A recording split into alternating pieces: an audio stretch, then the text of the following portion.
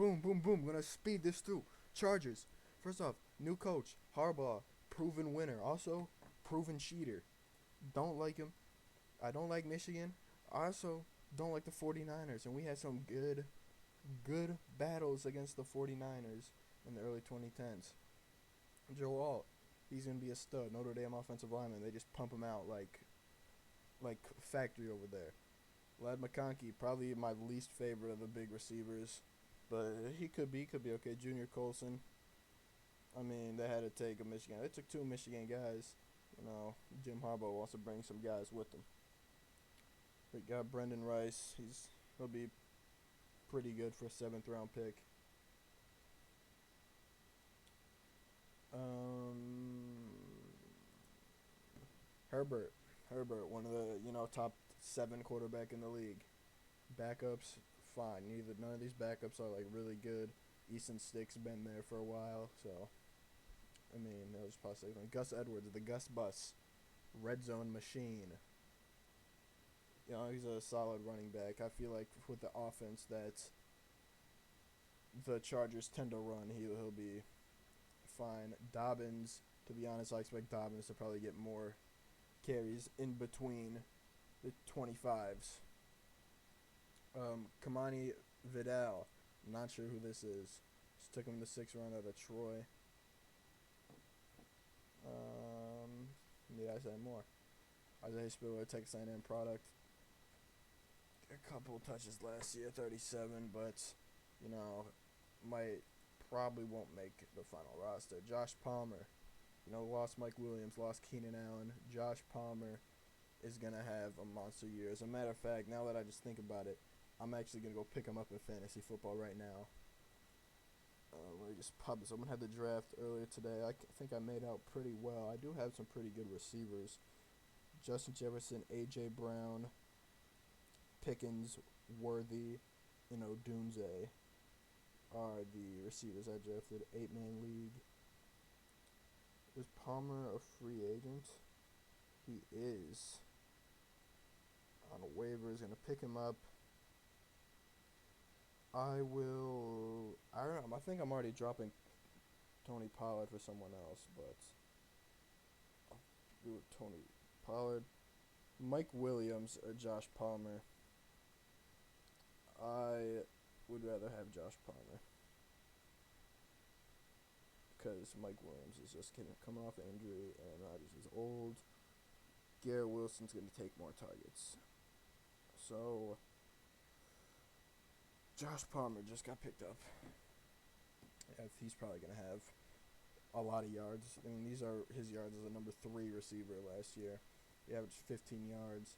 Probably, I mean, how many targets have they lost in that offense? Okay, I just typed Allen. Like, that's going to... How many targets are out of that offense? That's 150. 150 is a lot of targets, and that's just for Keenan Allen. 150 targets. Mike Williams was hurt last year, but he probably, 26 targets in 3 games.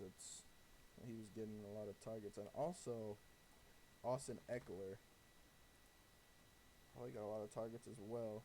74. So that's 250 missing targets that are going to have to be made up by the new additions. Shark, McConkey. And they bring in Will Dissly. I knew he left the Seahawks. I didn't know he came here. So they did lose Gerald Everett, who was another 70 targets. So that's a good 300 targets that they got to find elsewhere. And Will Dissly actually doesn't stay healthy a ton, but he was very good early in his career. A couple of these seasons, he was dangerous. He was good. So yeah, that's about Josh Palmer. I think he'll have a very good statistical season. If you fantasy guy, definitely look for Josh Palmer, late in the draft.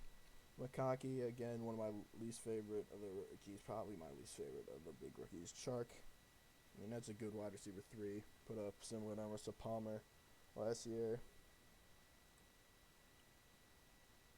Other notable receivers: Brennan Rice, son of Jerry Rice, Quinn Johnson. I'm rooting for the guy. Hopefully, he will have a better season. He dropped a lot of passes. It's not very good as a rookie, but I mean, you gotta put him on more slants, dude. He's like a run after catch beast. Simi Fehoko is on the team, and tight ends we talked. Will Dissly, Hayden Hurst, and Donald Parham Jr. Aside from the Ravens, this might be the best tight end room. Is very good here. Parham Jr. is good. Hurst is good.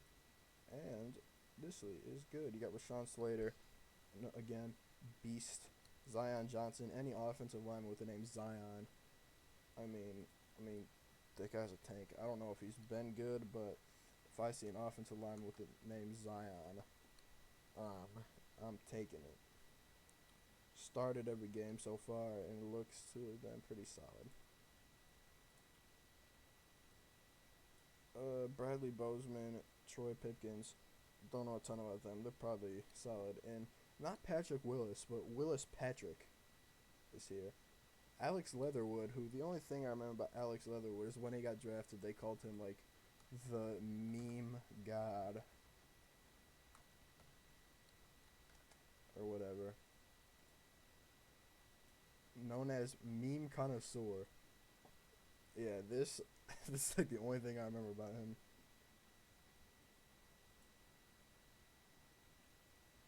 And yeah, he's the backup to Joe Alt. Joe Alt, I already said he's gonna be pretty good. Defensive ends, the defensive end situation here doesn't really look very good. Puna Ford is really a defensive tackle. I mean, if you want to put him at defensive end, that's a big defensive end. 5'11", 310. Where did he play last year? I mean, former Seahawks. I got love for Puna Ford. I remember he left Seattle to go to Buffalo, where he was last year. Looks like, he played defensive end 1 year in Seattle, had 3 sacks. Looks like he didn't really have a good year in Buffalo, but he had some good years in Seattle. Love Puna. He's just a fun guy to root for. But other than that, the defensive end situation isn't very good. Yes. Really, the defensive line isn't very good, but then you get to the linebackers, and Joey Bosa, one of the better pass rushers in the league. Khalil Mack, one of the better pass rushers in the league. He had 6 sacks in a game last year. I mean, he's old. He's probably like, 30-something now? 33? He's still just as good as ever. 17 sacks last year.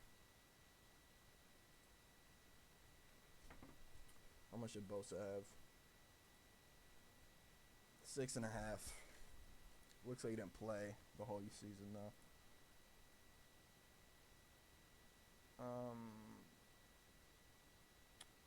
Tui Tuiopolutu, someone that I recognize the name. Can't tell you really anything about him. Nick Neiman, was he on the Dolphins? I want to say, nope. He's just always been here. I don't know why I thought he was on the Dolphins. Asante Samuel Jr., good. Derwin James, good, but just cannot stay healthy to save his life. It looks like he was healthy last year, but a lot of health issues throughout his career. Christian Fulton, I can tell you right now, he was a Tennessee Titan.